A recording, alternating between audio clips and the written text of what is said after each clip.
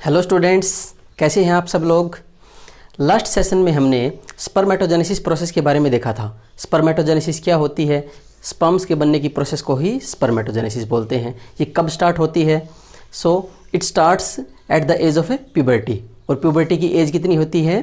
In boys it is 12 to 14 years and girls हमने बताया था कि girls attain maturity, reproductive maturity earlier than boys. वहाँ पे हम 10 to 12 ईयर्स की एज प्यूबर्टी एज बोल सकते हैं। देन जो स्पर्मेटोजेनेसिस है वो जब स्टार्ट होती है तो क्यों? Due to significant increase in secretion of GnRH, gonadotrophin releasing hormone. कौन कौन से होते हैं? LH और FSH होते हैं गोनेडोट्रोफिन्स। क्यों बोलते हैं gonadotrophin? Because their target organ is gonads. Then LH क्या करता है? LH जो है acts on Leydig cells and stimulate the secretion of androgens. Androgens के जो सिक्रीशन है उसको स्टिमुलेट करता है। ठीक है, ऐसे ही FSH किसके ऊपर एक्ट करता है? सर्टोली सेल के ऊपर। हमने कुछ स्टेजेस देखी थी कि PGC जो है प्राइमोर्डियल जर्म सेल, जो एम्ब्रियो के अंदर डेवलपमेंट होती है उनकी, देन वो क्या करेंगी? वो बना देती हैं स्पर्मेटोगोनियम। सिंगुलर को स्पर्मेटोगोनियम बोला था, प्लूरल को हम स्पर्मेटोगोनिया बोलेंगे, जिसकी प्लॉइडी कैसी होती है? 2n। डिप्लॉइड होता है, 46 नंबर ऑफ क्रोमोसोम्स होते हैं उसके अंदर। देन माइटोसिस होगा, प्राइमरी स्पर्मेटोसाइट बनेगा। प्राइमरी स्पर्मेटोसाइट से फिर सेकेंडरी स्पर्मेटोसाइट बनेगा, वहाँ पे फर्स्ट म्यूटिक डिवीजन होता है। सेकेंडरी स्पर्मेटोसाइट से क्या बनेगा? देन स्पर्मेटिड्स बनते हैं, और स्पर्मेटिड से फिर स्पर्मेटोजोआ बनते हैं, जिसको आप स्पर्म भी बोलते हैं। स्पर्मेटिड से स्पर्मेटोजोआ बनने की प्रोसेस को हमने क्या बोला था? स्पर्मियोजेनेसिस। स्पर्मियोजेनेसिस के टाइम पे ही जो स्पर्म है वो सर्टोली सेल से रिलीज होते हैं, अदरवाइज वो उसके अंदर एम्बेडेड रहते हैं। क्लियर है बात? आज के सेशन में हम बात करेंगे स्पर्म के स्ट्रक्चर के बारे में, then composition of semen. Semen जो है वो किस किस से मिलके बना हुआ होता है। इजैकुलेशन के बारे में देखेंगे, इंपॉर्टेंस देखेंगे क्या होती है। सो उनके बारे में हम डिटेल में डिस्कस करेंगे। सो स्पर्म सेल के बारे में हम ये बोलेंगे कि एक माइक्रोस्कोपिक स्ट्रक्चर होगा, ठीक है, और ये ओनली सेल है बॉडी में जिसमें फ्लैजेला प्रेजेंट होता है। Sperm is the only cell in the body which contains flagella. इसमें फ्लैजेला प्रेजेंट होता है और ये फ्लैजेला की हेल्प से ही मूवमेंट शो करता है। लेकिन हमने एक और बात बताई थी कि इनसाइड द मेल बॉडी में sperms do not move their own. वो अपने आप मोटिलिटी शो नहीं करते हैं। सो स्पर्म मोटिलिटी शो कब करते हैं? जब वो फीमेल रिप्रोडक्टिव ट्रैक्ट में पहुंच जाते हैं, तब वो मोटिलिटी शो करते हैं। ये चीज़ हमने डिस्कस कर ली है ऑलरेडी। सो स्पर्म के स्ट्रक्चर के बारे में अगर हम बोले तो क्या क्या पार्ट होते हैं? हेड होगा, नेक होगा, मिडिल पीस और टेल। टेल के बारे में हमने बताया कि स्विमिंग में या फिर मोटिलिटी में हेल्प करती है। मिडिल पीस में बहुत सारे माइटोकॉन्ड्रिया होते हैं जो स्पाइरली अरेंज्ड रहते हैं, स्पाइरल फॉर्म में, ठीक है, क्योंकि बहुत ज़्यादा नंबर होता है उनका, numerous in number they are. Then हम बोलेंगे कि जो हेड है उसमें एक स्ट्रक्चर होती है, उसको बोलते हैं एक्रोजोम। एक्रोजोम को एक मॉडिफाइड लाइसोसोम भी बोलते हैं हम लोग। क्यों बोलते हैं? क्योंकि यहाँ पे बहुत सारे डाइजेस्टिव एंजाइम्स प्रेजेंट होते हैं। हाइड्रोलिटिक एंजाइम्स हो गए, वहाँ पे हाइलुरोनिडेज हो गया, न्यूरामिनिडेज हो गया, स्पर्म लाइसिन, जोनालाइसिन, ये बहुत सारे एंजाइम वहाँ पे प्रेजेंट होते हैं। सो हम ये बोल सकते हैं कि sperm cell can be compared with a modified lysosome. और ये किससे डेराइव्ड है? It can be develops from Golgi apparatus. हम ये भी स्ट्रक्चर बोल सकते हैं। सो डिटेल में देखते हैं इसका स्ट्रक्चर। एक बार आप यहाँ देख लीजिए कि ये स्पर्म का स्ट्रक्चर है। बोर्ड एग्जाम्स के पॉइंट ऑफ व्यू से भी काफ़ी इंपॉर्टेंट है ये, क्योंकि 2 नंबर में आपको पूछ सकते हैं कि right down the structure of sperm cell, ठीक है। सो माइक्रोस्कोपिक स्ट्रक्चर होता है, बहुत ज़्यादा अमाउंट में स्पर्म्स प्रोड्यूस होते हैं, ठीक है। हमने एक डाटा भी बताया था आपको। सो ध्यान क्या रखना आपको यहाँ पे कि एक प्लाज्मा मेम्ब्रेन होती है जो इसके सराउंडेड करती है पूरे स्पर्म सेल को। देन हेड, क्या क्या पार्ट होते हैं? हेड हो गया, then neck, next middle piece. Middle piece contain numerous mitochondria जो कि एनर्जी प्रोवाइड करते हैं, ठीक है। And then tell. टेल क्या करती है? मोटिलिटी में हेल्प करती है, मूवमेंट में हेल्प करती है, ठीक है। सो देखते हैं head, neck, middle piece and tail, ये कंपोनेंट है। क्लियर हुई बात? देन हम ये बोलेंगे कि जो स्पर्म हेड है वो क्या कंटेन करता है? It contains acrosome. एक स्ट्रक्चर होती है जिसको हम एक्रोजोम बोलते हैं, ठीक है। Sperm head contains elongated haploid nucleus. उसमें एक न्यूक्लियस होगा and the anterior portion of nucleus. Nucleus के एंटीरियर में क्या प्रेजेंट होता है? एक एक्रोजोम नाम का स्ट्रक्चर प्रेजेंट होता है। The anterior portion of which is covered by cap like structure which is called acrosome. Clear है बात। Then acrosome develops from Golgi apparatus. Acrosome किससे डेवलप होता है? गोल्गी एपरेटस से डेवलप होता है। क्लियर है, ये बहुत इंपॉर्टेंट है, आपको ध्यान रखना है। ये क्वेश्चन पूछ लेते हैं कॉम्पिटिटिव एग्जाम्स में कि एक्रोजोम जो है किस सेल स्ट्रक्चर से डेवलप होता है, तो आपको ध्यान रखना है it develops from Golgi apparatus. Clear है। Then acrosome can be compared to modified lysosome. इसको हम एक मॉडिफाइड लाइसोसोम से कंपेयर कर सकते हैं। क्यों? Because it contains various enzymes like hyaluronidase, neuraminidase, zonalysins, ये सब। ठीक है बात। एक्रोजोम को हम एंजाइमेटिक नाइफ भी बोलते हैं। क्यों? क्योंकि इसके अंदर जो बहुत सारे एंजाइम्स हैं, सो जब वो ऊसाइट के पास पहुंचते हैं तो उसकी अलग अलग लेयर्स को पेनिट्रेट करते हैं, सो इसको एंजाइमेटिक नाइफ भी बोलते हैं। ये चीज़ भी आप ध्यान रखना है। Then middle piece contains numerous mitochondria, जो क्या करते हैं? दे प्रोड्यूस एनर्जी, किसके लिए? For the moment of tail, tail की मोमेंट के लिए। That facilitate sperm motility. Fertilization के टाइम पे स्पर्म मोटिलिटी को फैसिलिटेट करने के लिए जो एनर्जी मिलती है वो कौन प्रोवाइड करता है? माइटोकॉन्ड्रिया। ये क्वेश्चन भी इंपॉर्टेंट है, नीट में 2-3 बार ये क्वेश्चन पूछा जा चुका है कि एनर्जी जो है वो कौन से पार्ट से मिलती है। ऑप्शन दे देंगे आपको, हेड, फिर दे देंगे मिडल पीस, देन दे देंगे tail, and then all of these या नन ऑफ दीज। तो आपको ध्यान रखना है कि माइटोकॉन्ड्रिया जो है वो एनर्जी प्रोवाइड करता है। क्लियर हुई बात। देन हम ये बोलेंगे कि ये एक पॉइंट है, ये ध्यान रखना है आपको, ये कम्पिटिटिव पॉइंट ऑफ व्यू से इंपॉर्टेंट है कि मैनसेट होती है, ये क्या होती है? Thick layer of a cytoplasm. Middle piece के अंदर एक थिक लेयर होती है साइटोप्लाज्म की, जिसको हम बोलते हैं मैनसेट। ठीक है। देन माइटोकॉन्ड्रिया जो हैं वो स्पाइरली अरेंज्ड रहते हैं, बहुत ज़्यादा न्यूमरस नंबर होता है इनका, सो उनकी अरेंजमेंट जो है वो स्पाइरल हो जाती है। ठीक है। देन सेंट्रियोल होता है एक, यहाँ पे एक स्ट्रक्चर होता है जिसको बोलते हैं हम लोग सेंट्रियोल। सो सेंट्रियोल भी आपको पता होगा कि 2 टाइप के होते हैं, प्रोक्सिमल और एक डिस्टल। ठीक है। सो डिस्टल सेंट्रियोल जो होता है वो क्या करता है? इट फॉर्म एक्सियल फिलामेंट की फॉर्मेशन करता है वो। एंड जो प्रोक्सिमल सेंट्रियोल है is donated to the oocyte during fertilisation.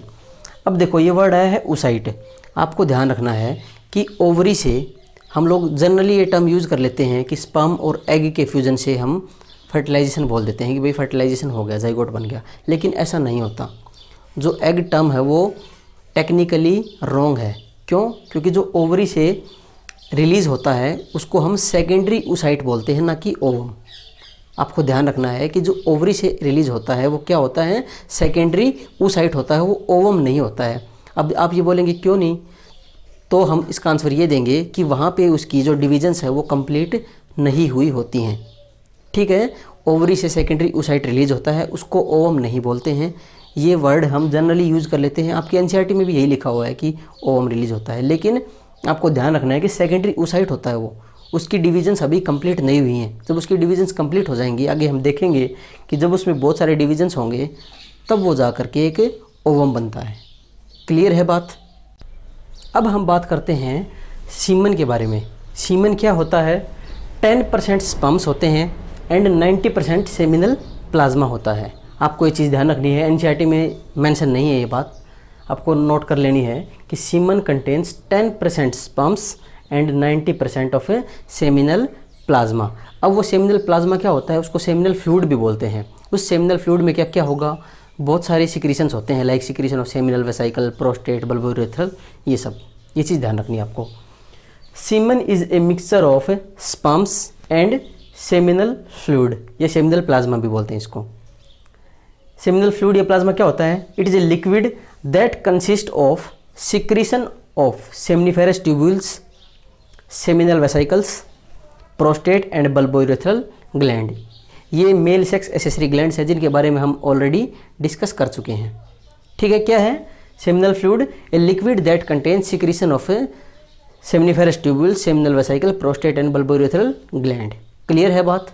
Then volume of semen in a typical ejaculation. एक टिपिकल जो इजैकुलेशन होता है, इजैकुलेशन का मतलब अभी हम आगे डिस्कस करेंगे कि स्पर्म्स का बाहर रिलीज होना।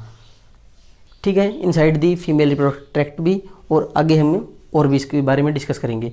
Volume of semen in a typical ejaculation is approx 2.5 to 5 ml, ठीक है, विद 50 to 120 मिलियन स्पर्म्स पर ml। ये एक डाटा है जो स्टैंडर्ड मेडिकल की बुक्स में दिया हुआ होता है, आपके एनसीईआरटी में मेंशन नहीं है, तो ये चीज़ आप ध्यान रखेंगे। सो इतना नंबर होना चाहिए। एनसीईआरटी में एक लाइन लिखी हुई है कि a male normally ejaculates 200 to 300 million sperms during a single coitus. एक कोइटस में 200 से 300 मिलियन स्पर्म्स जो है वो इजैकुलेट होते हैं, ठीक है। लेकिन ये डाटा जो है आपकी स्टैंडर्ड बुक्स में मिलेगा, यहाँ एनसीईआरटी में नहीं दिया हुआ होता।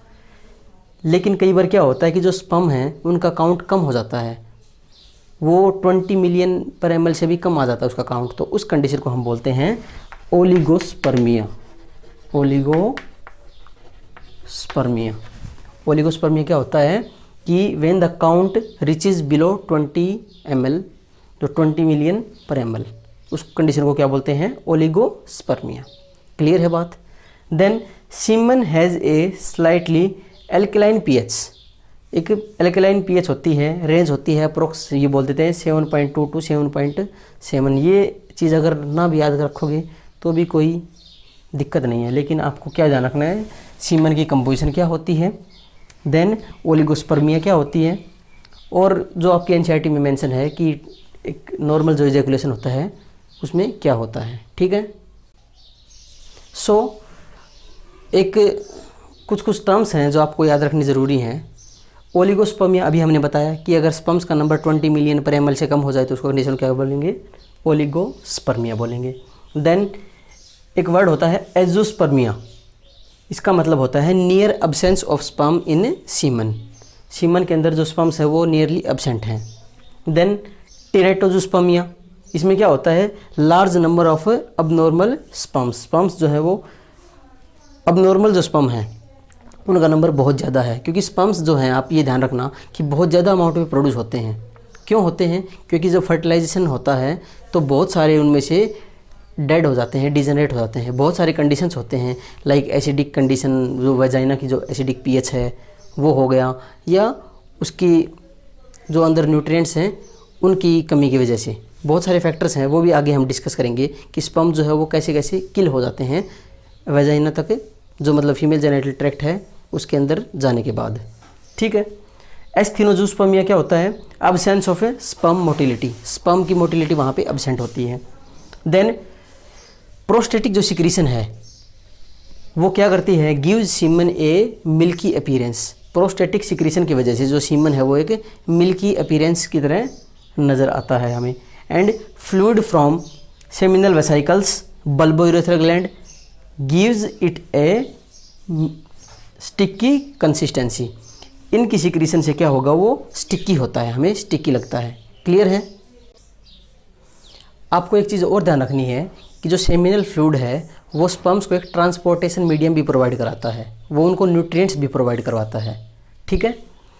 देन एक दो स्टेटमेंट और हैं जो आपको ध्यान रखनी है। वंस इजैकुलेटेड, जब एक बार इजैकुलेशन हो गया, देन लिक्विड सीमन जो है वो कोगुलेट हो जाएगा within 5 minutes.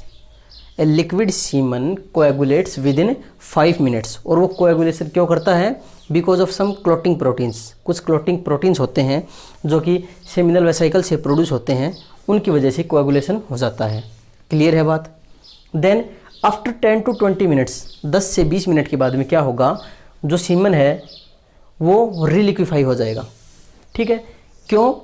Because of PSA, ये बहुत इंपॉर्टेंट है, उसको बोलते हैं प्रोस्टेट स्पेसिफिक एंटीजन। उसकी वजह से और कुछ और प्रोटीलेटिक एंजाइम्स होते हैं जो कि उस क्लॉट को ब्रेक डाउन कर देते हैं, उस क्लॉट को तोड़ देते हैं, ठीक है। हमने क्या बोला? जब एक बार इजैकुलेशन हो गया, सो जो सीमन है, जो लिक्विड सीमन है वो क्या कर जाएगा? कोएगुलेट कर जाएगा 5 मिनट के अंदर। लेकिन 10 से 20 मिनट के बाद में वो रिलिक्विफाई हो जाता है because of PSA and some other proteolytic enzymes which then break down the clot. Clear है बात? देन एक टर्म है हीमोस्पर्मिया। हीमोस्पर्मिया का मतलब होता है जो सीमन है उसमें ब्लड का रिलीज होना, presence of blood in the semen. This condition is known as haemospermia. ये चीज़ ध्यान ना भी रखोगे तो भी चलेगा, लेकिन ये चीज़ आप ध्यान रखना है अगर आप कम्पिटिटिव पॉइंट ऑफ व्यू से देखते हैं तो, अदरवाइज एनसीईआरटी में इतना डिटेल में आपको नहीं दे रखा है। अब हम बात करते हैं इजैकुलेशन के बारे में। इजैकुलेशन क्या होता है? जो सीमन है, सीमन में क्या क्या था? 10% स्पर्म्स थे एंड 90% सिक्रीशन ऑफ जो सेमिनल प्लाज्मा था वो था। ठीक है, और सेमिनल प्लाज्मा क्या होता है वो हमने देखा है कि सिक्रीशन किस किस की है, ग्लैंड्स की है और सेमिनिफेरस ट्यूब्यूल्स की है। क्लियर है? अब हम इजैकुलेशन के बारे में देखते हैं। It is the release of semen from the urethra to the exterior, urethra से एक्सटीरियर तक रिलीज होना सीमन का, इज ए सिंपैथेटिक रिफ्लेक्स, एक रिफ्लेक्स मोमेंट है which is coordinated by the lumbar portion of a spinal cord. ठीक है, spinal cord के lumbar portion पे से ये रिफ्लेक्स कंट्रोल होता है। इतना ध्यान ना भी रहे तो भी ये ध्यान रखना है, release of semen from the urethra to the exterior, और ये एक रिफ्लेक्स एक्शन है। ठीक है, देन हम ये बोलेंगे कि क्योंकि एक पार्ट है रिफ्लेक्स मोमेंट का, सो स्मूथ मसल्स जो स्फिंक्टर हैं, smooth muscle sphincter which is present at the base of urinary bladder, वो क्लोज हो जाएगा। और उससे क्या होगा, अगर वो क्लोज हुआ तो ड्यूरिंग इजैकुलेशन जब होती है तो यूरिन वहाँ से पास नहीं होगा, सिर्फ एक ही फ्लूइड एक बार ही पास होता है। ये हमने पहले बताया था कि यूरिनोजेनिटल ट्रैक्ट जो है उसमें सिर्फ एक ही फ्लूइड पास होता है, चाहे स्पर्म पास हो चाहे जो यूरिन है वो पास हो। ठीक है, as a part of reflex smooth muscle sphincter at the base of urinary bladder closes, वो क्लोज हो जाता है।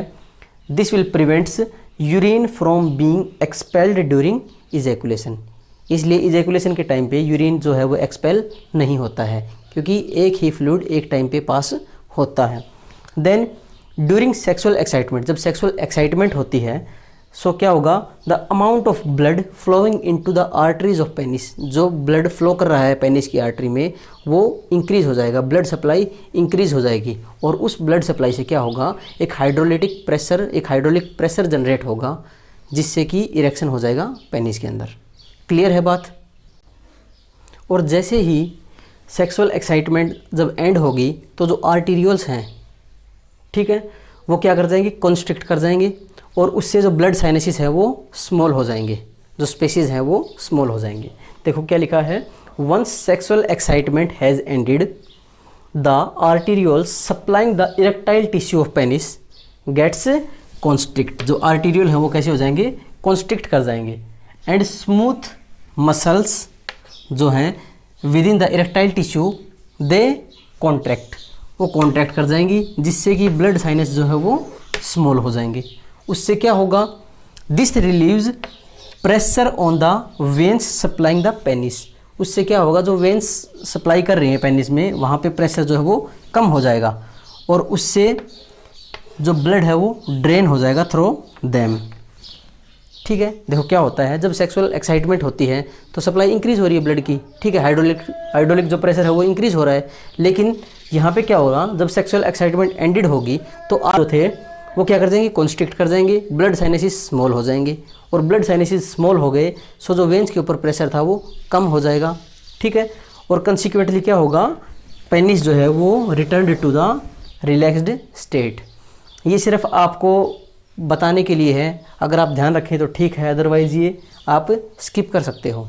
ठीक है, कम्पिटिटिव पॉइंट ऑफ व्यू से पूछ सकते हैं, इतना भी कोई ज़रूरी नहीं है, लेकिन आपको ये सब पता होना चाहिए अगर आप एक कॉम्पिटिटिव एग्ज़ाम की तैयारी कर रहे हैं तो। ठीक है बात।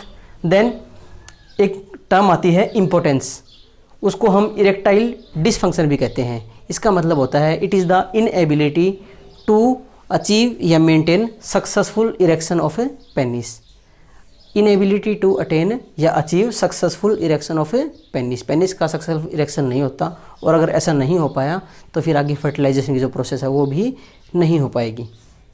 सो क्लियर है बात यहाँ तक। आज की क्लास में हमने यहीं तक डिस्कस करना है। हमने क्या क्या देखा, स्पर्म का स्ट्रक्चर देखा, हमने ये बताया था कि स्पर्म एक माइक्रोस्कोपिक स्ट्रक्चर होता है। ठीक है, only cell in the body which contains flagella, सिर्फ एक सेल स्पर्म है जिसमें फ्लैजेला होता है, बाकी किसी सेल में जो हमारे बॉडी के अंदर है उसमें फ्लैजेला नहीं होता। देन हमने ये बताया कि sperms do not move their own in the male body, male body में अपने आप मूवमेंट शो नहीं करते हैं। वो मूवमेंट शो कब करेंगे, जब वो फीमेल रिप्रोडक्टिव ट्रैक्ट में पहुंच जाएंगे, वहाँ पे मोटिलिटी वो शो करते हैं। देन क्या क्या पार्ट्स होते हैं, हेड हो गया, मिडल पीस हो गया, टेल हो गया। मिडल पीस में माइटोकॉन्ड्रिया होते हैं जो एनर्जी प्रोवाइड करते हैं। देन हेड के टॉप के ऊपर anterior portion of head contains acrosome. Acrosome जो है derived from Golgi complex, Golgi apparatus से डराइव होता है। And it can be compare to a modified lysosome. क्यों? क्योंकि यहाँ पे हाइड्रोलिक एंजाइम्स जो है वो प्रेजेंट होते हैं, लाइक हाइलोरोनिडेज, न्यूरामिनिडेज, जोनालाइसिन्स, स्पर्मलाइसिन्स, ये सब। ठीक है। उसके बाद हमने सीमन की कंपोजिशन देखी कि 10% स्पर्म्स होता है, 90% क्या होता है, सिक्रीशन फ्रॉम सेमिनल प्लाज्मा। ठीक है, सेमिनल प्लाज्मा होता है 90%, जिसमें अलग अलग ग्लैंड्स की सिक्रीशन होती है, वो हमने सारा देख लिया। देन हमने ये भी देखा कि इजैकुलेशन का क्या मीनिंग होता है। एक ट्रैक्ट से यूरिनोजेनिटल जो ट्रैक्ट है उसमें एक टाइम पे एक ही फ्लूइड जो है वो पास होता है। ठीक है। देन इम्पोर्टेंस क्या होता है, इरेक्टाइल डिसफंक्शन भी बोलते हैं। सो नेक्स्ट क्लास में हम स्टार्ट करेंगे फीमेल रिप्रोडक्टिव सिस्टम के बारे में। तब तक आप वीडियोस को अच्छे से देखिए, कहीं कोई डाउट होती है तो आप मुझे कमेंट्स में पूछ सकते हैं। चैनल को ज़्यादा से ज़्यादा लाइक और शेयर कीजिए। Thank you.